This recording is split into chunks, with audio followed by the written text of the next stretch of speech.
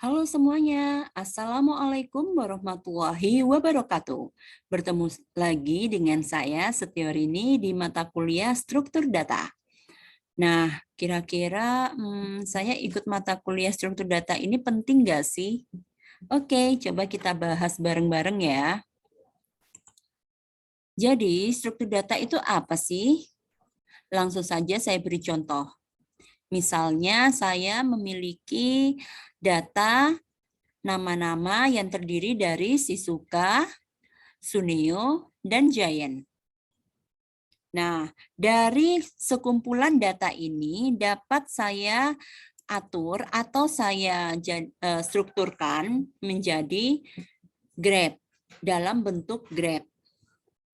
Graph ini adalah hubungan antara titik yang satu dengan titik yang lain untuk membuat sebuah struktur data. Di sini ada Shizuka, Suneo, Giant. Contohnya, kalau kita lihat dalam kehidupan sehari-hari, semisal mempresentasikan jalur lintasan darat dari satu kota ke kota lain. Jadi kita menggunakan struktur data graph. Selain itu, saya juga bisa menggunakan cara struktur data array. Bentuknya seperti ini ya, array. Kotak-kotak-kotak, Shizuka, Suneo, dan Giant. Array sendiri itu apa sih? Array adalah sebuah struktur data yang terdiri atas banyak variabel dengan tipe data yang sama, di mana masing-masing elemen variabel mempunyai nilai indeks. Contohnya, kalau kita ingin mengolah data tipe integer, jadi ya tipe data integer semua, string semua, char semua. Begitu cara kerja array. Selanjutnya, saya bisa membuat struktur data dalam bentuk tree. Tree adalah pohon yang terdiri dari daun dan akar. Untuk membuat sebuah data program yang berbentuk hierarki ataupun pencarian sebuah data. Jadi, kalau kita ingin mencari sebuah data menggunakan struktur data tree. Selain itu, saya juga bisa menggunakan struktur data dalam bentuk linked list. Linked list terdiri dari struktur data linier menggunakan tipe data composite. Wah, apalagi tuh data composite? Data composite adalah data yang terdiri dari dua atau lebih dari itu beberapa tipe data. Saya ulangi, composite adalah bentukan dari dua atau lebih dari tipe data. Jadi tipe datanya boleh apa aja. Integer dengan string dengan char. Nah, contohnya seperti itu. Next. Lalu bagaimana sih deskripsi dari struktur data? Jadi, struktur data adalah cara menyimpan data, mengkoordinasikan sekumpulan data dengan aturan tertentu. Lalu kegunaan struktur data apa aja?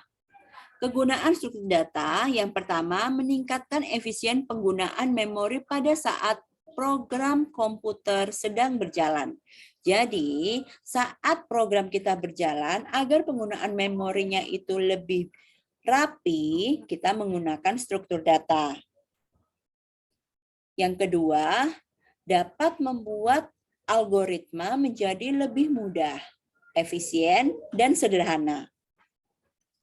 Sehingga algoritmanya tidak ribet-ribet. Nah, itulah kegunaan struktur data. Coba sekarang kita bahas tentang kerangka tipe data. Tipe data sederhana terdiri dari tipe data tunggal, yaitu data primitif terdiri dari integer, real, boolean, dan karakter. Bilangan integer itu adalah bilangan bulat. Seperti 1, 5, 4, 3 itu adalah bilangan bulat. Bilangan real terdiri dari bilangan desimal.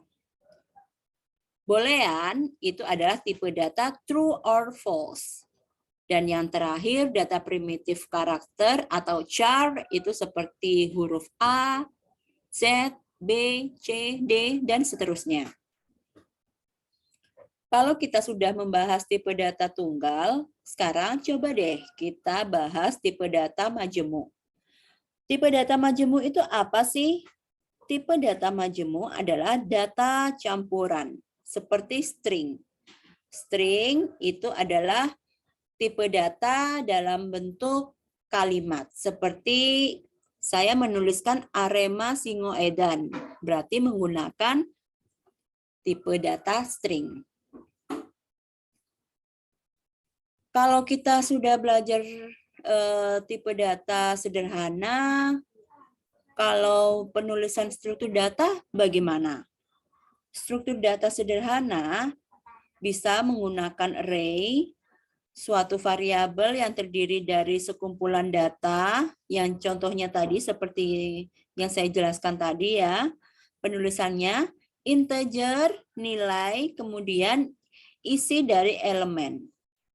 Sama dengan nilai indeksnya berapa, nilai indeksnya berapa, nilai indeksnya berapa. Bertipe data integer.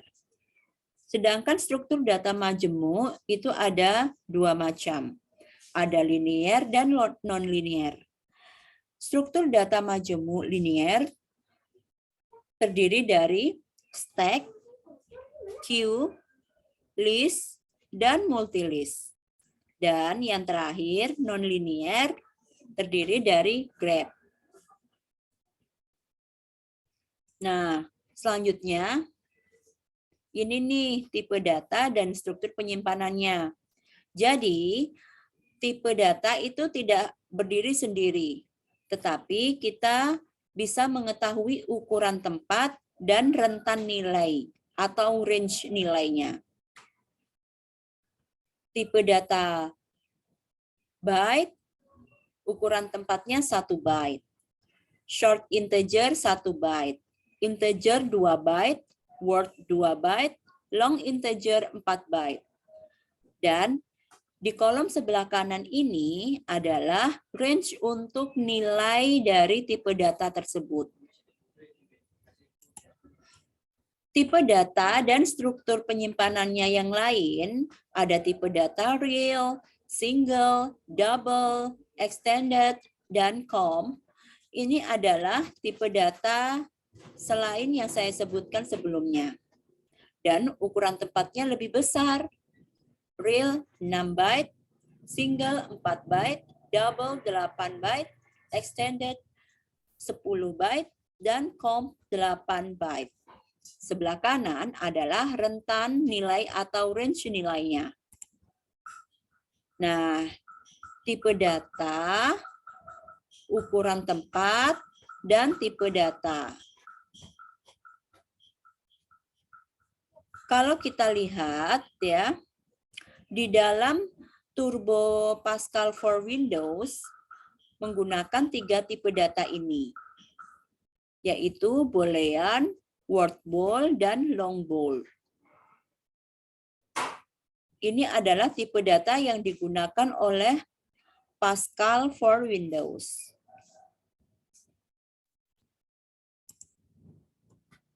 Tipe data dan struktur penyimpanan. Contoh nih, tipe data char, karakter. Ukuran untuk tipe data karakter adalah 1 byte. 1 byte sama dengan 8 bit. Adapun macam-macam karakter yang ada sejumlah 256. Contoh karakter huruf, karakter angka, dan tanda baca titik koma, titik 2, dan sebagainya. Itu adalah karakter tanda baca.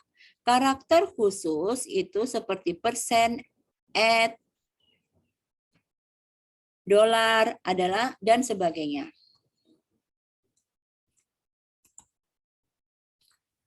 Jadi, pokok bahasan yang akan kita pelajari selama 1 semester ini yaitu terdiri dari struktur data majemuk, struktur data sederhana. Struktur data sederhana terdiri dari array, record. Struktur data majemuk terdiri dari linear, non-linear, stack, queue, list, multilist, dan graph. Oke, semoga semakin paham ya apa saja yang akan kita bahas di mata kuliah struktur data. Dan sekarang sudah tahu kan seberapa penting kita mempelajari struktur data. Sampai di sini dulu untuk penjelasan pengantar mata kuliah struktur data. Jangan lupa like, comment, and subscribe. Bye-bye.